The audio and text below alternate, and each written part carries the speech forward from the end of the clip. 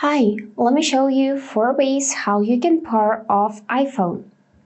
The first one is by using buttons.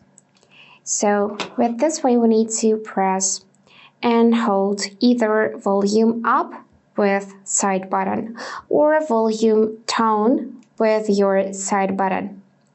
So let's try this out with volume up. I'm gonna hold those two buttons together.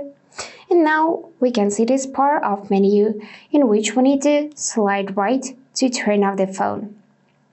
Now I'm going to show you it with volume down. And as you can see, it's working as well.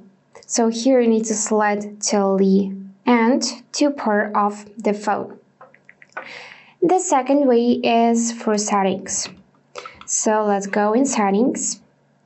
Here we would want to go in General tab and then scroll all the way down to select this last option, Shutdown.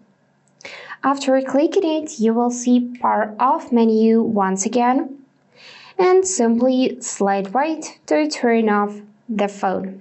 Easy as that. Now, the third way is with the help of Control Center. So, if you update it to the iOS 18 or later version, then when you swipe down from top right corner, you should see this power button icon on the top.